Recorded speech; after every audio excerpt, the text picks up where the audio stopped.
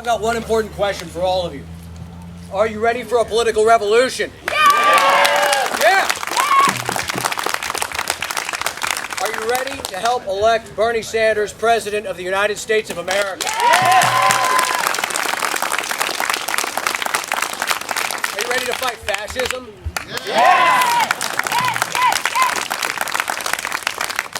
And are you ready to stand up like Bernie Sanders has stood up over and over and over again to help make this happen?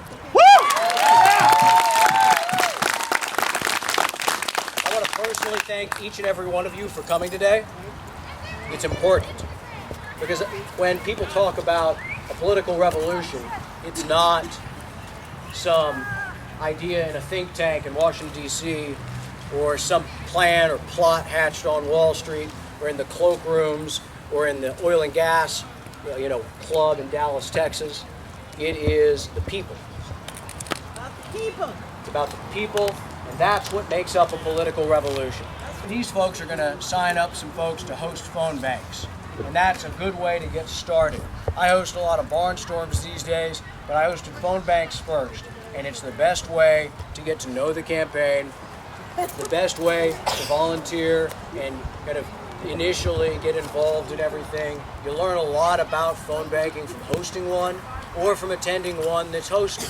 And then you can phone bank from home. That's no big deal. Lots of people have done it. I think there's one lady that has called 20,000 people by herself in 6 weeks for the campaign just from home. And so that's amazing. And let's give her a round of applause. I don't know her name. Who here has phone banks? Now those people are going to clap. Thank those people right now. Thank them.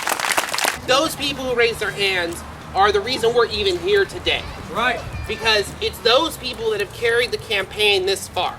Because it's the grassroots support volunteers that are really making it happen. And that's at like a local level.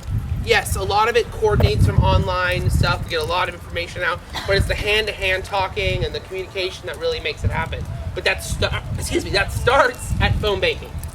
And phone banking is where you learn the basic level of what we're doing, where to vote, how to vote, the process, state to state. You also get the opportunity to talk to people you would never get the chance to talk to, which is really cool. Let's talk about voter registration for a second. Yeah, Gabriella? Gabriella, please, come on. This is Gabriella. Thank you so much for coming out. I want to let you know that each and every one of you is very important.